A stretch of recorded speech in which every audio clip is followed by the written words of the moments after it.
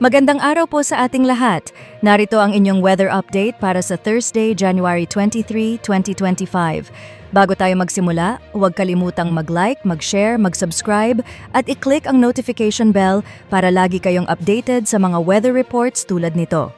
Sa kasalukuyan, wala pa rin tayong binabantayan o minomonitor na bagyo o low pressure area sa loob at labas ng ating Philippine Area of Responsibility, PAR. Gayunpaman, may tatlong weather systems na nakakaapekto ngayon sa bansa.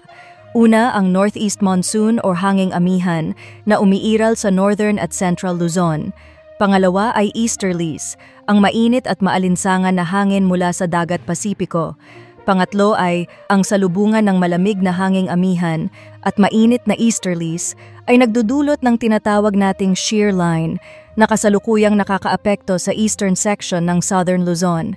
Ngayong araw, narito ang inaasahang lagay ng panahon. Sa Quezon, Bicol Region at ilang bahagi ng Mimaropa, maulap na papawirin na may scattered rains and thunderstorms dulot ng shear line. Sa Cagayan Valley at Aurora, maulap na papawirin na may mahihinang pag-ulan dahil sa northeast monsoon. Sa Metro Manila at nalalabing bahagi ng Luzon, bahagyang maulap hanggang maulap na papawirin na may isolated light rains. Ang temperatura sa Luzon, Metro Manila, 22 to 30 degrees Celsius. Lawag, 22 to 31 degrees Celsius. Tuguegarao, 22 to 29 degrees Celsius. Baguio, 14 to 24 degrees Celsius. Tagaytay, 20 to 28 degrees Celsius.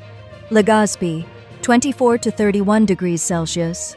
Northern Samar, Aklan, at Capiz, maulap na papawirin na may scattered rains and thunderstorms dulot ng shear line. Eastern Samar, Basilan, Sulu, Tawi-Tawi at eastern section ng Mindanao, maulap na papawirin na may mga pag-ulan dahil sa easterlies. Palawan, nalalabing bahagi ng Visayas at Mindanao, maaliwalas ang panahon ngunit asahan ang mga panandaliang pag-ulan sa hapon o gabi dulot ng localized thunderstorms. At ang temperatura sa Visayas at Mindanao, Kalayaan Islands at Puerto Princesa, 26 to 32 degrees Celsius.